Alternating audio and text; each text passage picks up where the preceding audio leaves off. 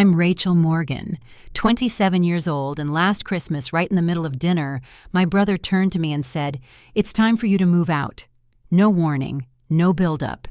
Just those 7 words dropped like a stone in the middle of the table. I looked up from my plate, and everything went quiet.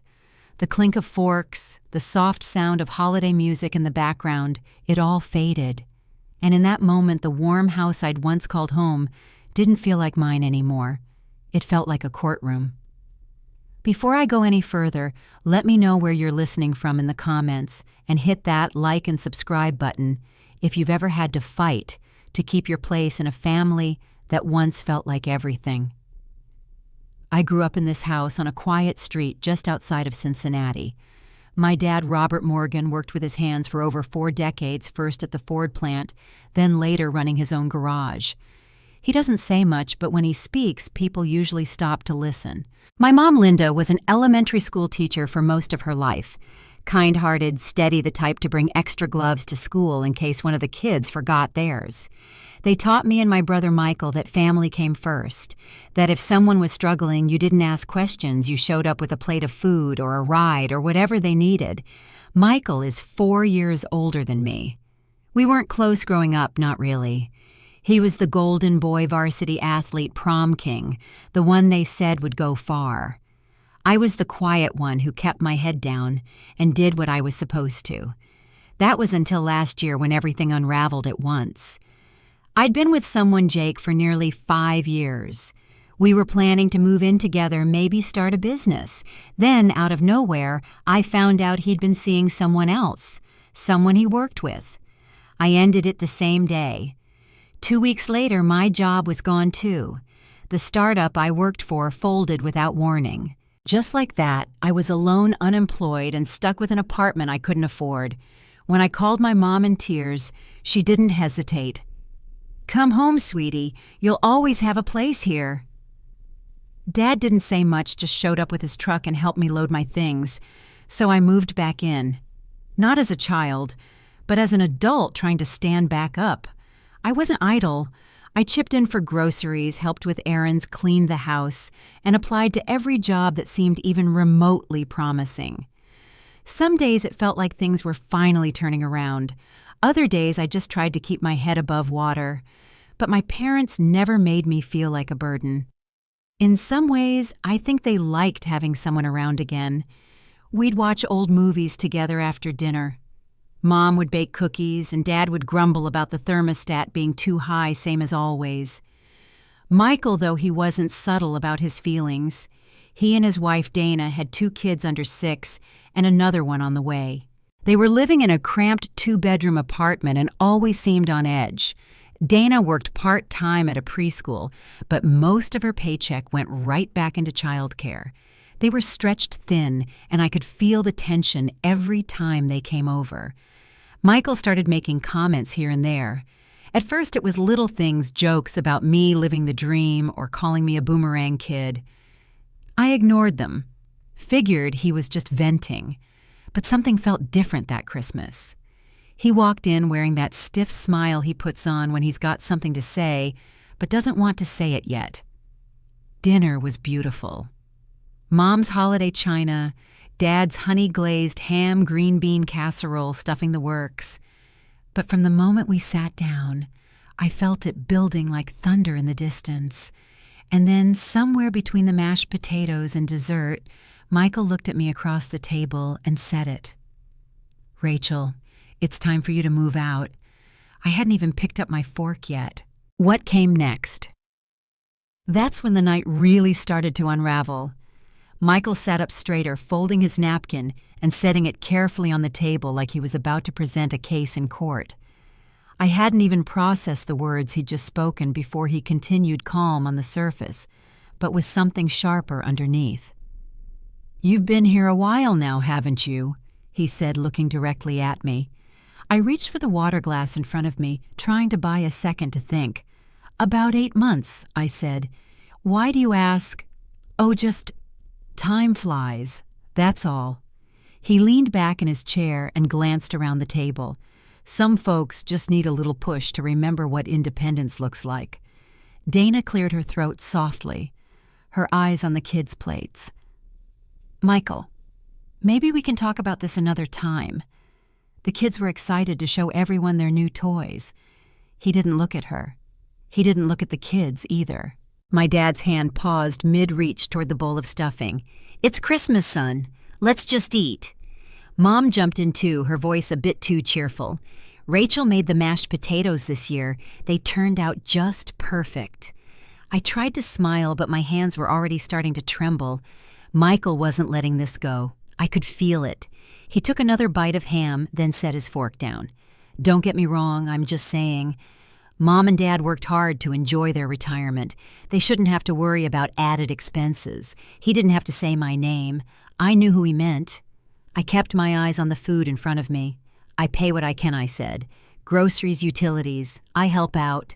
Michael gave a short laugh, one that didn't reach his eyes. "Your share, huh? You're living in a 4-bedroom house with a garage and a finished basement. What would you say your share is for that?" The room felt like it had shrunk. Even the soft music in the background felt out of place, like it didn't belong in a conversation like this. "That's enough," my dad said firmly, setting his fork down with a soft clink. "We're not doing this today." When then, Michael snapped back. "When Rachel's pushing 30 and still sleeping in the same bedroom she had in high school, when you and Mom are in your 70s still covering her bills." His voice was louder now, his words cut clean. I looked at my mom. Her hand hovered near her wine glass, eyes fixed on the middle of the table. "I've been applying to jobs," I said. "I had 3 interviews this month." Michael's mouth twisted. "Interviews, but no job offers, because the ones that come in aren't good enough. You're holding out for perfect while Mom and Dad foot the bill." Dana tried again.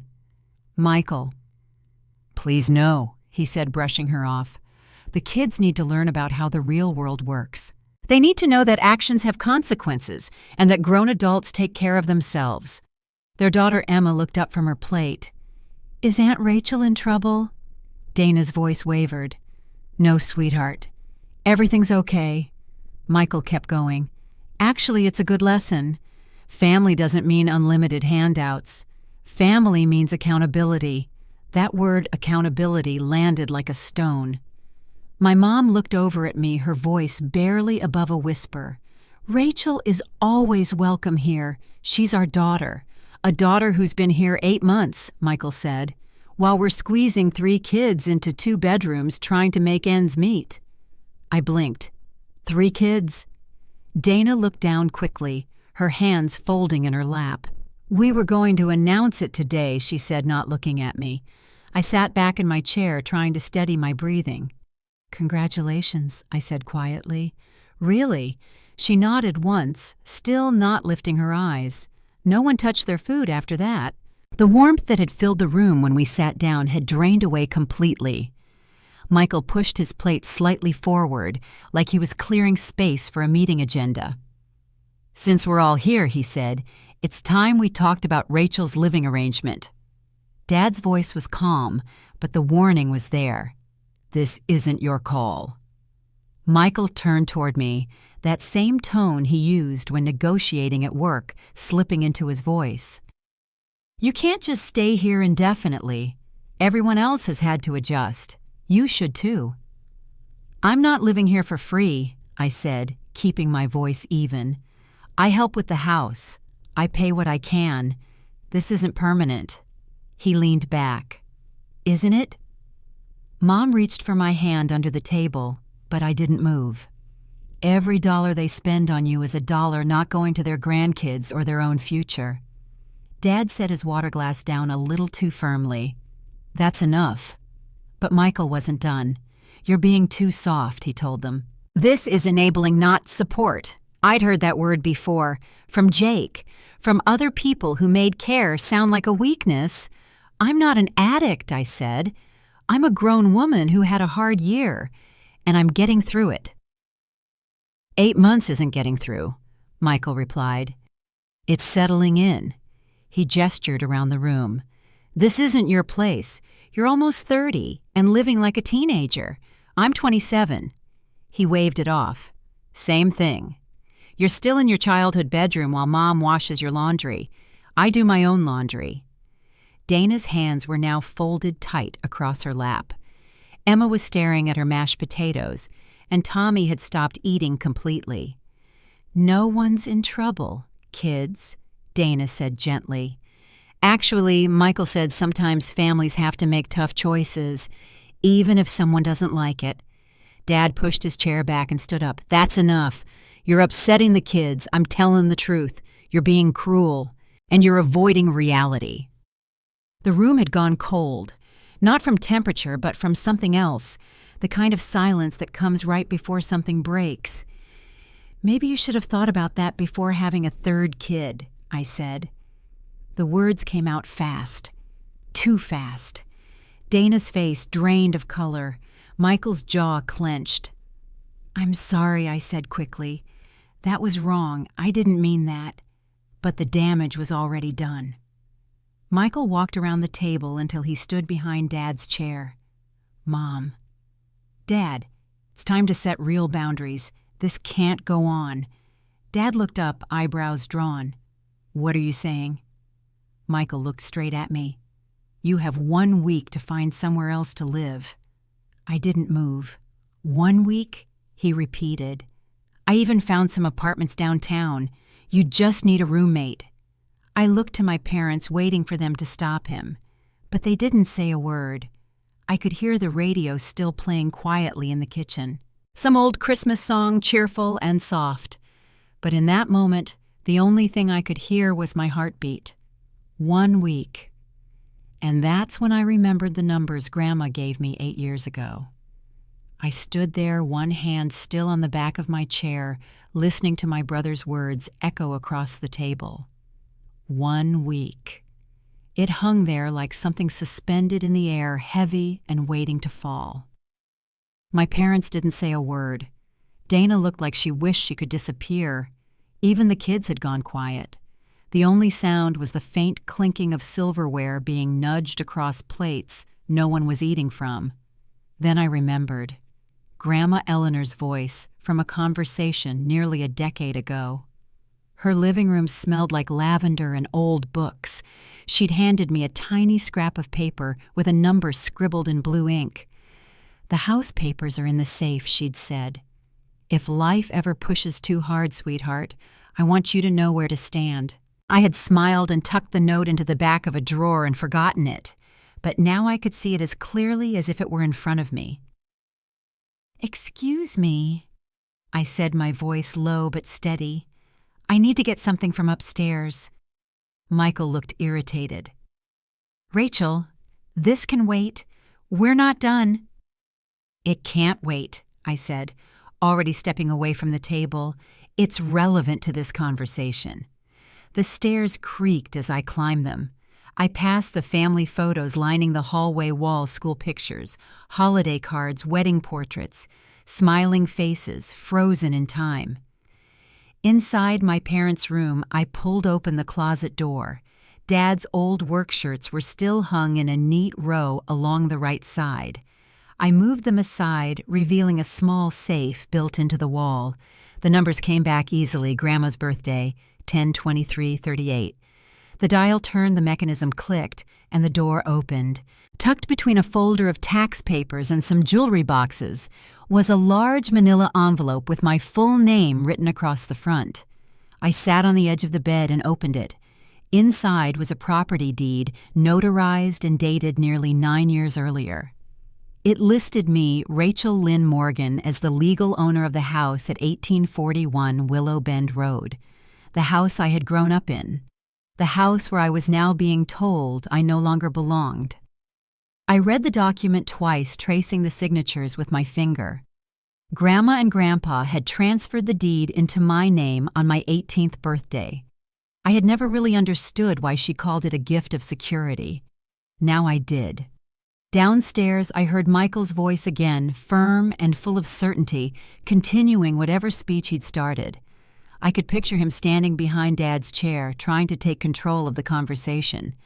I folded the document, placed it back in the envelope, and made my way downstairs. When I stepped into the dining room, everyone looked up. The tension hadn't moved. Dana's face was pale. Mom and Dad sat stiffly in their chairs. Michael, still standing, was gesturing with one hand while holding a glass of wine in the other. "I'm glad you're back," he said. "We've been talking through some practical next steps. Dana found a few apartment listings that could." I walked over to the table and set the envelope down beside his plate. "What's that?" he asked, eyeing it like it might bite. I pulled out the document and unfolded it. "It's the deed," I said, "to this house. Grandma and Grandpa transferred it to me when I turned 18. The silence that followed was so quiet, I could hear the refrigerator hum from the kitchen. Michael's brow furrowed as he took the paper. He scanned it quickly, then slower, then flipped it over like he might find something different on the back. His mouth opened slightly, then closed again. Dad leaned in to get a look. Mom didn't move. This can't be right," Michael said, but he didn't sound sure. "It is," I said. "Signed, notarized, and legally filed." Mom finally spoke, her voice small but clear. "Eleanor told us she'd made arrangements, but we never imagined." Dad rubbed the side of his face. "She asked us to let Rachel decide when to share it, said it was her decision, not ours." "You let me stand here and say all that," Michael said, his voice rising. "You let me lecture her, embarrass myself, and you knew she owned the house." I shook my head. "They didn't know. Not exactly. And I didn't bring this up to embarrass you. I hoped it wouldn't come to that." Michael turned to me, eyes narrow. "You kept this from me.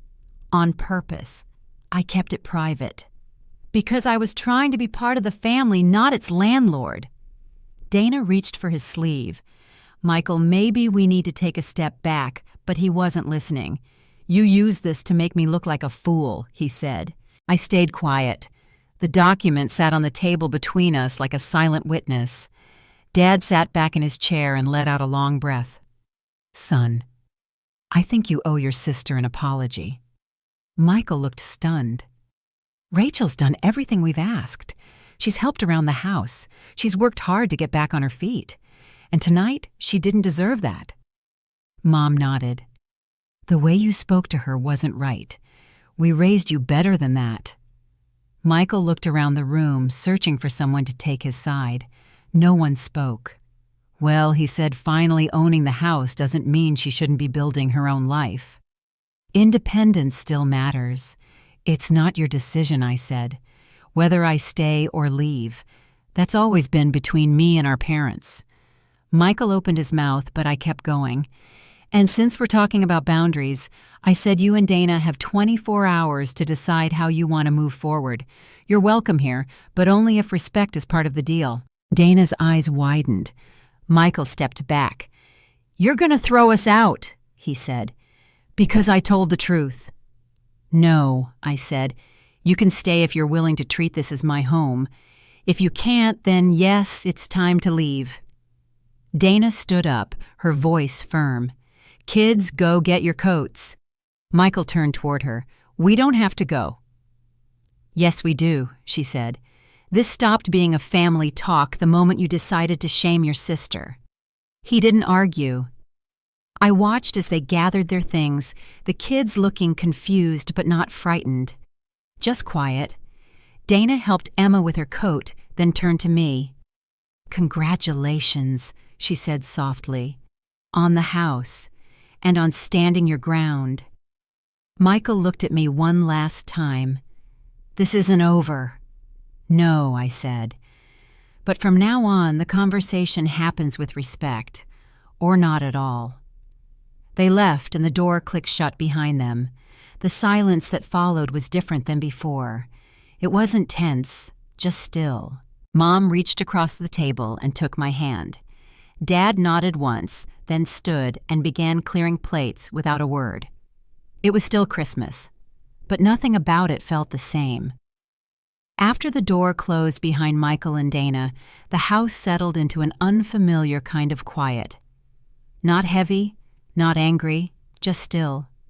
The kind of quiet that comes when something long overdue has finally happened. I stayed at the table for a while. Mom began clearing plates, moving slowly like she wasn't quite sure what to do with herself. Dad stood at the sink rinsing dishes in silence. Neither of them said anything right away, and I didn't rush them. Eventually, Mom came back into the dining room and sat down next to me. "I'm sorry," she said. "We should have remembered sooner." Dad dried his hands on a towel, leaned against the doorway, and nodded. "Your grandmother told us everything was in the safe, but after the funeral, we never went looking." I looked down at the empty spot on the table where the deed had been just moments ago. "Maybe it's better this way," I said. "Michael had to show us who he is, and I had to stop avoiding what I already knew." Dad crossed the room and pulled out a chair. "She always said you'd need that safety net someday," he said. "Not because you couldn't stand on your own, but because she worried you'd be too patient with people who didn't deserve it." The next few days passed quietly.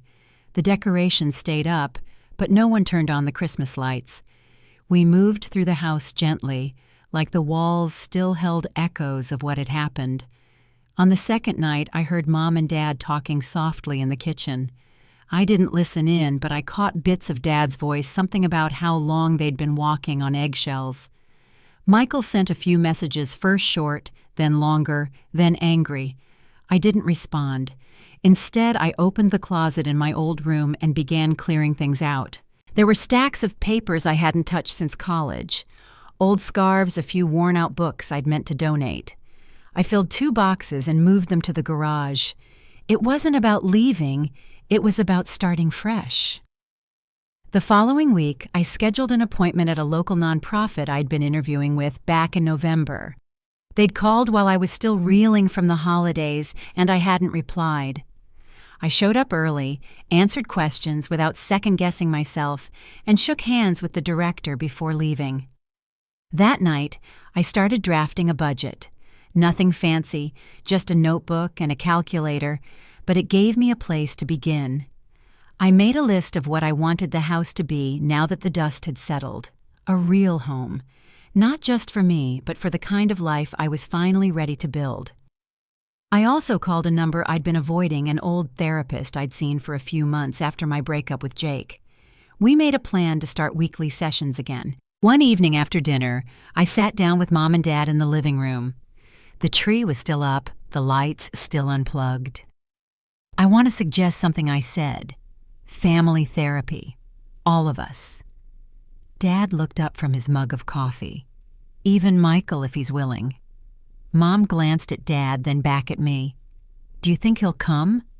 "I don't know," I said, "but I think we need to try." The first session was awkward. Michael arrived late, sat with his arms crossed, and spent most of the hour staring out the window. But he was there, and that was enough to keep going. Over time, the conversations got messier but more honest. He admitted he'd carried resentment for years, said he felt like the responsible one, always holding things together, while I got the attention, the support, the softer landings. He didn't excuse what he said at Christmas, but he didn't exactly apologize either. I listened. Then I spoke. I told him what it was like to come home at 27 with a broken heart and an empty bank account. What it felt like to be treated like I didn't belong in the only place that felt safe. The therapist helped us both see the patterns how Michael had taken on pressure he never voiced, and how I'd gotten used to staying small to avoid conflict. None of it was easy, but it wasn't hopeless either. By spring, I was working full-time again. The nonprofit job paid less than my last role, but it felt solid, the kind of work that made me want to show up. I got into a rhythm: early mornings, late dinners, quiet weekends spent organizing closets and fixing the little things that had gone untouched for years. And then on a quiet Sunday in April, I met someone. David was kind, thoughtful in a way that didn't feel performative. He asked questions, listened without trying to fix, and never made me feel like I had to earn space beside him. We started slowly coffee walks, a few dinners. No rush. He never once asked why I still lived in my childhood home. 6 months after the Christmas dinner that changed everything, I hosted a welcome party for Michael and Dana's new baby. I offered. No one asked. Michael thanked me on his way out. Not much else was said, but his tone was different, calmer, less guarded. A year later, I hosted the holiday dinner again. The house was full, but the air was clear. The conversations were lighter, the arguments fewer. Mom and Dad had moved into a smaller apartment down the road by then, just enough space for the two of them, and close enough that Sunday visits didn't require planning. I kept the house. But this time, I didn't just live in it, I made it mine. The following Christmas came around faster than I expected. The snow came early that year, coating the neighborhood in a soft hush, and for the first time in a long while, I didn't feel the weight of December pressing down on me. I had the house decorated the way I liked it, simple, quiet touches that reminded me of Grandma Eleanor. Sprigs of pine tucked behind picture frames, cinnamon-scented candles in the kitchen. The old wreath went back on the door, the one she used to hang every year without fail. It felt right. Mom and Dad came by that afternoon with a tray of cookies and a thermos of Dad's special cider, which just meant a splash of something extra when the weather was cold. We sat in the kitchen and talked about nothing in particular, which felt like a luxury. No tension, no sidelong glances. They weren't living here anymore. They'd found a cozy 2-bedroom over in Norwood, closer to their doctor's office and the grocery store. But they still had a key to the front door, and they used it like it had never changed hands. Around 5, the doorbell rang. Michael stood on the porch with a bottle of wine in one hand and a gift bag in the other. Dana was behind him, holding baby Gracie on her hip. The older 2 kids clutched paper snowflakes they'd made that morning. "Hope we're not too early," Michael said. "Nope," I replied, stepping aside. "Come on in." They took off their coats and settled in like any other holiday visit. The kids ran to the tree. Dana helped herself to cider.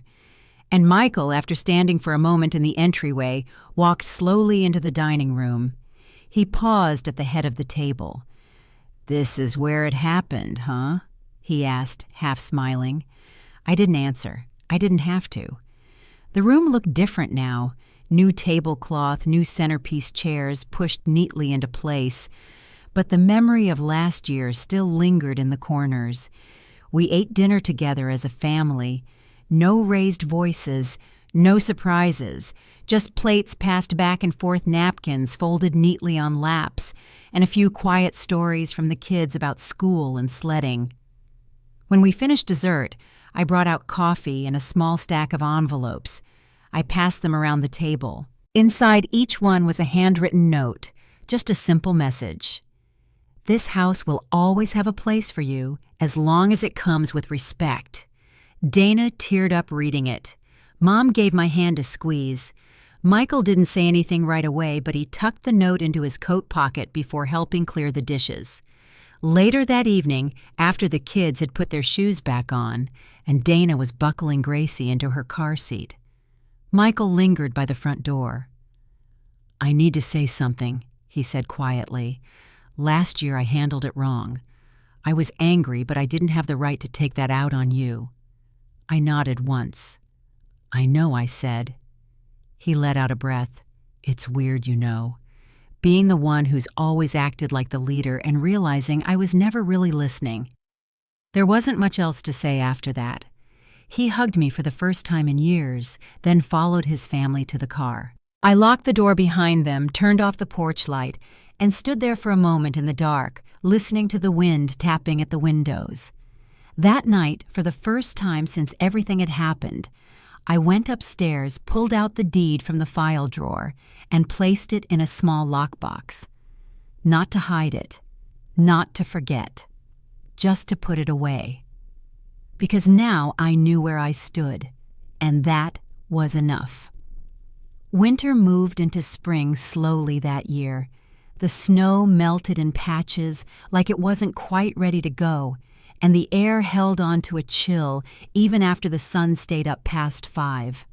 I stayed busy. The nonprofit job came with long hours, but I didn't mind. It gave me a sense of routine I hadn't had in a while. Most days I got home too tired to think much, and that kind of tired was different than the kind that used to keep me up at night. Michael and I hadn't talked much since Christmas. We'd exchanged a few texts, practical ones about Dad's birthday or a cousin's graduation, but nothing deep. Still, something had shifted. When we saw each other in person, he wasn't defensive. He didn't talk over me. He listened. In therapy, he'd started opening up about things I never knew were there, feeling like the one who always had to be responsible, worrying that no one noticed how hard he tried to keep things afloat. He didn't say it to justify what happened at the table. He said it to explain what built up before it. I shared my side too, about what it felt like to come back home broken, about being scared to make decisions because I didn't want to disappoint anyone, about how easy it had been to shrink myself so no one would accuse me of taking up too much space.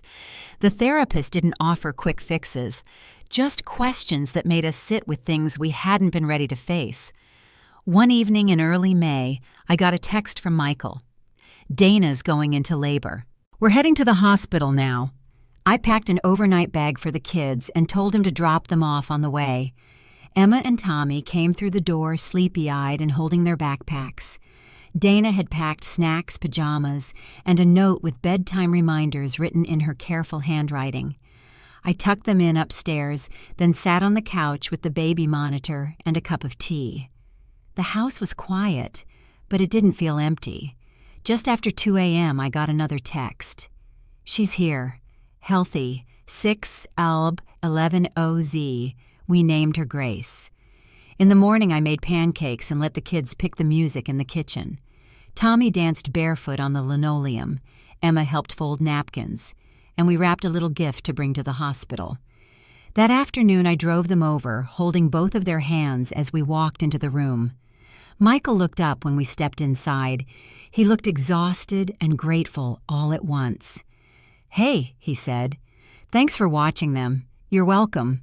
He shifted his weight and rubbed the back of his neck. "Also, thanks for being here." That was the first time he said it like he really meant it.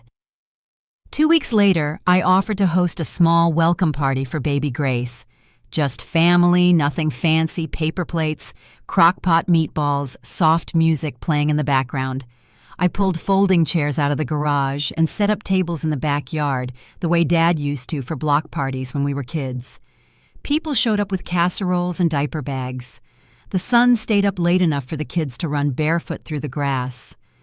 Mom held Grace most of the afternoon, rocking gently in the old porch swing. After everyone left, Michael lingered in the kitchen while I washed dishes. That meant a lot, he said, having everyone here. "I'm glad I said rinsing a spoon. She's beautiful." He leaned against the counter and crossed his arms. "I've been thinking a lot about that night. Christmas, I mean. I said some things I can't take back. I let the water run." He waited a moment before continuing.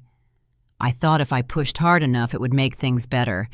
Like if I forced you out of the house, it would, I don't know, solve something. I didn't understand how much you'd already lost. I turned off the faucet. I didn't either," I said. He looked down at his hands.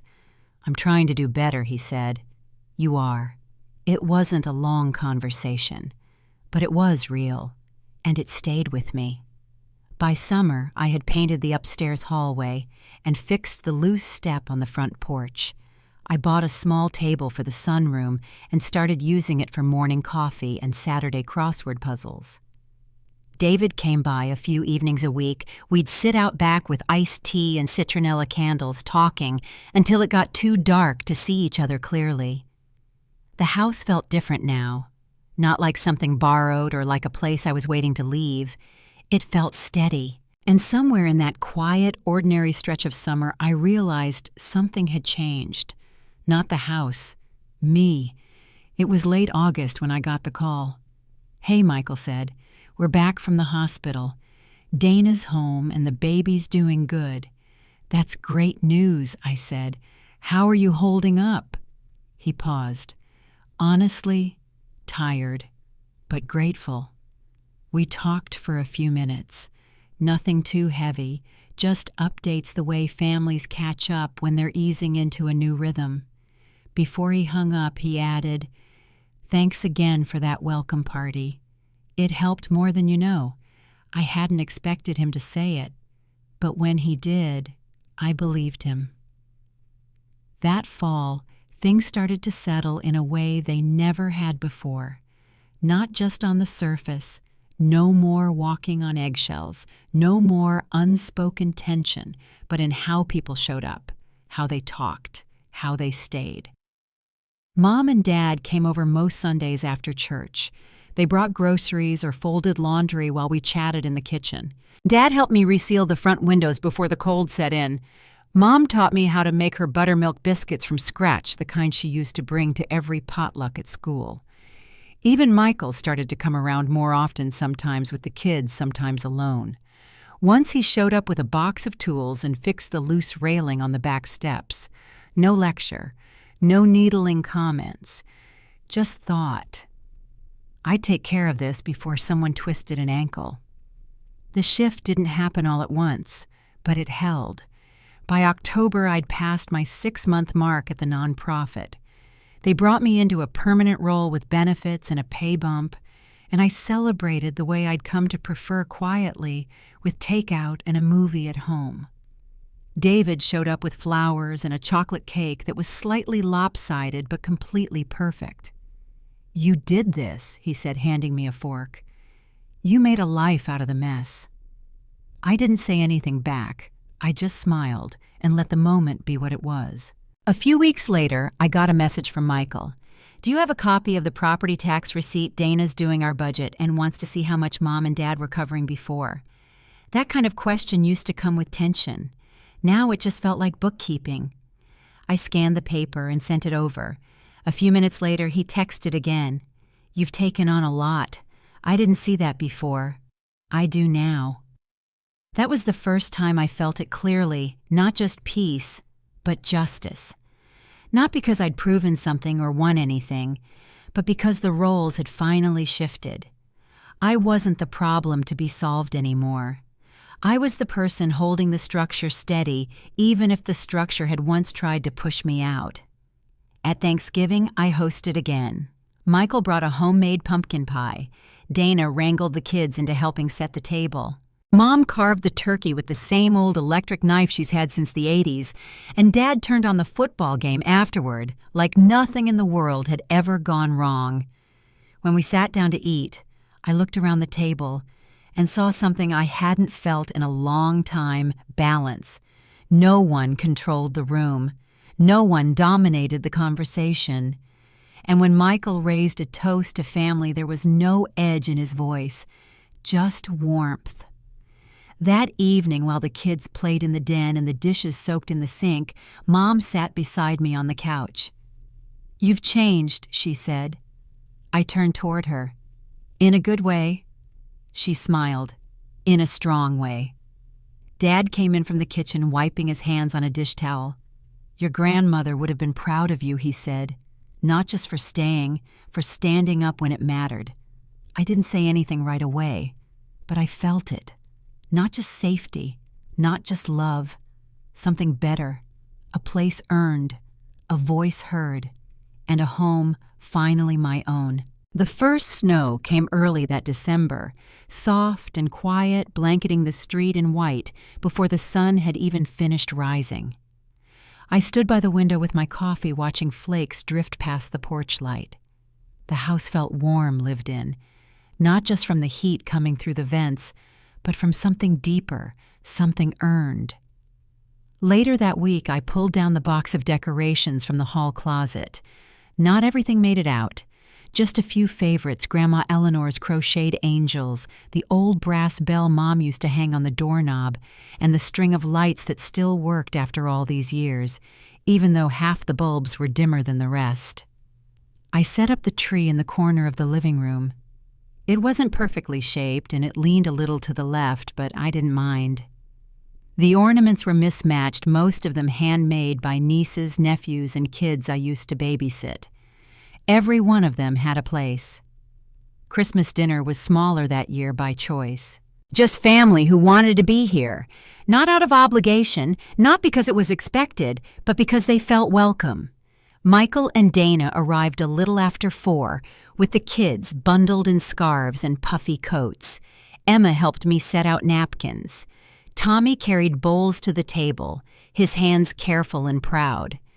Baby Grace stayed close to Dana, chewing quietly on a plastic ring toy, while the adults moved in and out of the kitchen. Dinner was simple: roast chicken, mashed potatoes, green beans, warm rolls. Nothing elaborate, no speeches, just the sound of forks tapping plates, quiet laughter, and the old holiday record I'd found in a box labeled "Garage Stuff Don't Toss." After dessert, while the kids played upstairs, Michael stayed behind to help clear the table. We worked side by side without talking much. As he rinsed the last plate, he looked over and said, "You built something steady here." I nodded. "It took a while. You never rubbed it in," he said. "About the house, the deed, any of it." "I wasn't trying to win," I said. "I just wanted to be seen." He stood quietly for a moment, then handed me the dish towel. "You are." That night, after everyone had gone and the house was still again, I sat in the living room beside the tree. The lights glowed soft against the walls, casting little reflections in the window glass. It struck me how much had changed, not just in the house, but in me. There was a time I thought security meant holding on to people, even when they pushed too hard. A time I believed keeping quiet would keep the peace, but I'd learned that real peace doesn't come from avoiding conflict. It comes from knowing where you stand, from setting boundaries without bitterness, from loving people enough to say no more when things go too far. I didn't stop being a sister or a daughter. I just stopped shrinking to fit what someone else thought I should be. And once I did, everything else started to grow. The house was never really the point. It was the place where I learned what home actually means. Home is where you can sit at the table without fear of being asked to leave. Where love doesn't come with conditions.